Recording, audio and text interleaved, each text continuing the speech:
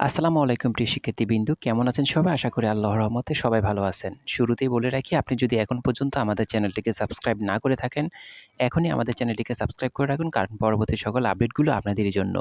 প্রিয় শিক্ষার্থীবৃন্দ, এসএসসি এবং এইচএসসি পরীক্ষার সকল বোর্ডের প্রশ্নপত্র একই রকমের হবে, এই ধরনের সংবাদ মাধ্যমে কিন্তু এই তথ্যগুলো প্রকাশ করেছে। কারণ শিক্ষামন্ত্রী নিজে বলেছেন যে একই প্রশ্নপত্রে পরীক্ষা নেওয়া যায় কিনা এটা চিন্তা করে দেখছেন। তো আপনারা জানেন যে বিগত বছরগুলোতে কিন্তু ২০১৮, ২০১৭ সালেও কিন্তু একই প্রশ্নপত্রে পরীক্ষা হতো। তো এখানে বিভিন্ন সংবাদ মাধ্যমে যে সংবাদ প্রকাশ করা হয়েছিল সেই তথ্যগুলো আমরা তুলে ধরলাম। এখন সরকার যদি সারা দেশে একই প্রশ্নপত্রে এসএসসি এবং এইচএসসি পরীক্ষা নেওয়া হয়, তাহলে কতটুকু সুবিধা পাবে ছাত্রছাত্রীরা সেই তথ্যগুলো আমরা তুলে ধরব। দেখেন বন্ধুরা, আপনারা যদি বিগত বছরগুলোর দিকে তাকান ২০১৭-১৮ ওই সময় কিন্তু একই প্রশ্নপত্রের পরীক্ষা নেওয়ার এরকম একটা পরিকল্পনা ছিল বা নিত ওই সময় তারা। তো তখন কি হতো দেখেন, পরীক্ষার যে প্রশ্নপত্র ছিল, সেই প্রশ্নপত্রগুলো কিন্তু প্রত্যেকটা বোর্ডে একই রকম থাকতো। তখন পরীক্ষার প্রশ্নপত্রের মধ্যে কিন্তু যথেষ্ট পরিমাণে একটা সামঞ্জস্যতা থাকতো। ধরেন এক বোর্ড কঠিন করতেছে, অন্য বোর্ড সহজ করতেছে, ওরকম না। প্রত্যেকটা বোর্ডের প্রশ্নপত্রের মধ্যে মোটামুটি একটা সহজ ভাব থাকতো। বর্তমানে যে জিনিসটা একদমই নেই। বর্তমানে একেকটা বোর্ডের মধ্যে এমনভাবে প্রশ্ন তৈরি করে যে বাচ্চারা বুঝতেই পারে না যে প্রশ্নের উত্তর কী লিখবে। বিশেষ করে গণিতে যে প্রশ্ন করে থাকে, আপনারা জানেন যে বিগত বছরে ৬ লাখেরও বেশি স্টুডেন্ট ফেল করেছে।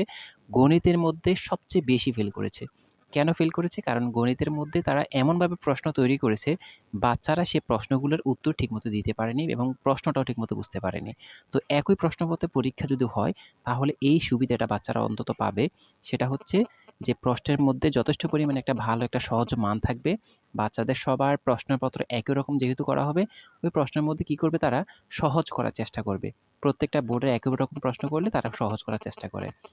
অবশ্যই আপনারা বিগত বছরের প্রশ্নগুলো দেখতে পারেন। বিশেষ করে ২০১৭, ২০১৮ যে এইচএসসি বেসের যে পরীক্ষা হয়েছিল, আমি যেহেতু বেস পড়াচ্ছি আমি জানি যে অ্যাকাউন্টিং পরীক্ষার সময় ৪টা ৫টা বোর্ড মিলে কিন্তু তারা একটা প্রশ্ন তৈরি করছে ওই সময় ২০১৮ সালের কথা বলতেছি। তখন ওই পরীক্ষাগুলোর প্রশ্ন কিন্তু যথেষ্ট পরিমাণ সহজ হয়েছিল এবং পাসের হারও ভালো ছিল। আপনার ছাত্রছাত্রীরা যে কিন্তু যথেষ্ট পরিমাণে অ্যান্সার করতে পেরেছে। যদি সরকার এই পরিকল্পনা হাতে নেয় যে বর্তমানে বা ভবিষ্যতে সামনের বছরগুলোতে যদি একই প্রশ্নপত্রের প্রশ্নের মাধ্যমে যদি পরীক্ষা নেয়, তাহলে কিন্তু প্রশ্ন তুলনামূলক অনেকটাই সহজ হবে। আর ছাত্রছাত্রীর জন্য ভীষণ একটা উপকার হবে। আমি যেটা মনে করি আরকি। তো আপনাদের কোনো মতামত থাকলে অবশ্যই কমেন্ট করে জানাতে পারেন। আর এভাবে যদি একই প্রশ্নপত্রে পরীক্ষা না হয়, তাহলে কিন্তু বাচ্চাদের মধ্যে পড়ার একটা আগ্রহ থাকবে।